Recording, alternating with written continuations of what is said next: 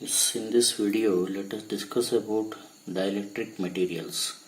After we have discussed the two types of materials, that is conductors and semiconductors. So this is the third category of materials, that is dielectric materials.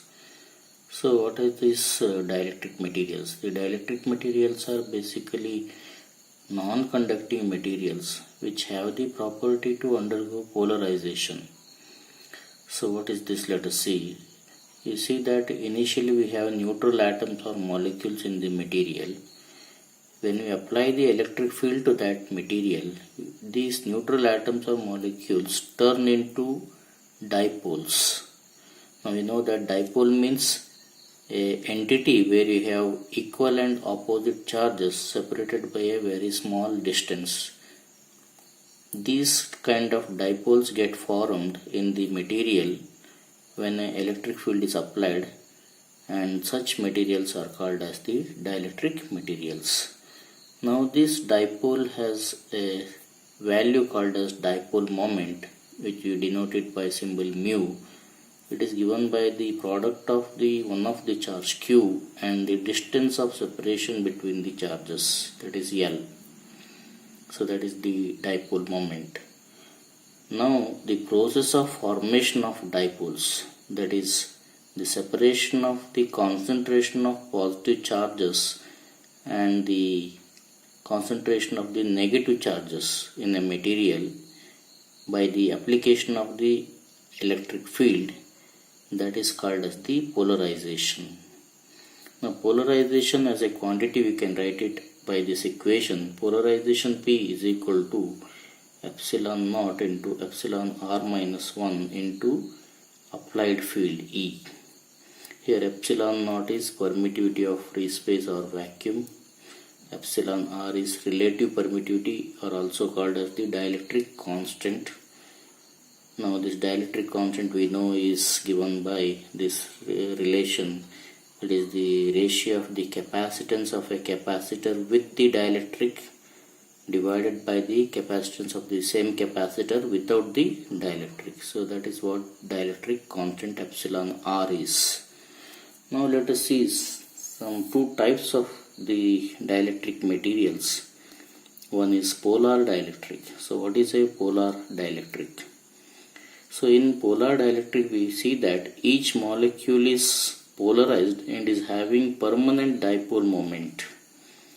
The molecule, by intrinsically it is having polarization and it is having a dipole moment. That's why we call it as permanent dipole moment. Now example for this is water and ammonia.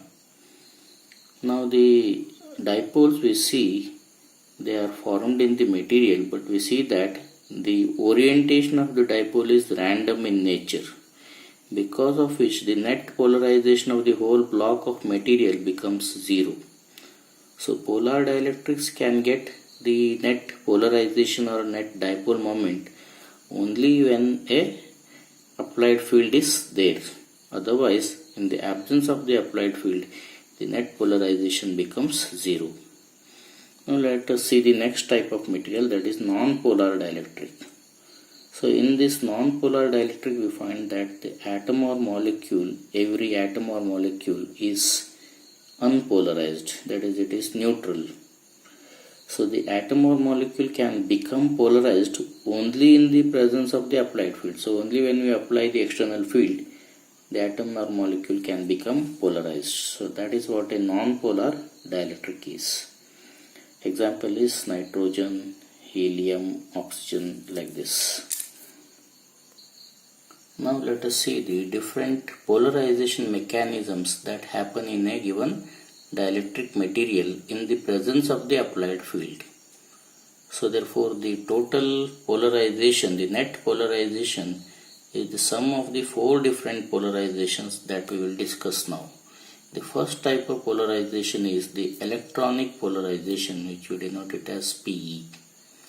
So electronic polarization is found in inert gas atoms. So how is the polarization going to happen here? It is by the displacement of the electron cloud in the atom in relation to the nucleus. The nucleus will be shifted to one end and the electron cloud will be shifted to the other end, opposite end. So that way each atom will become polarized, and that is the basic type of polarization that will happen in a material, that is called as the electronic polarization. The second type of polarization is ionic polarization, denoted by Pi. It is found mainly in the ionic compound, example like sodium chloride, potassium chloride, like this. So how is the polarization happens in this material? The polarization happens when the positive and negative ions in the ionic compound are displaced by the application of the external field. The third type of polarization is the orientation polarization, denoted by PO. This is found in the polar dielectrics, like water. So how is the polarization happens here? We see that in polar dielectrics there are already existing permanent dipoles. Only thing is they are randomly oriented. When the electric field is applied, these randomly oriented permanent dipoles will orient or rotate and align in the direction of the applied field. So that way the whole material will get polarized. So that is called as the orientation polarization. The fourth type is the space charge polarization. It's a weakest type of polarization that happens in a material. It is found basically in materials which are having different phases with different conductivity. So in a same material there will be different regions with different values of conductivity. And when the electric field is applied, we find that the charge carriers store in regions of higher conductivity, that way leading to the polarization in the material. So here its example is it's found in ferrite and some of the semiconductors. So these are the four type of polarizations that is found in a given material. So therefore the net polarization can be the sum of the electronic polarization, ionic polarization, orientation polarization and space charge polarization.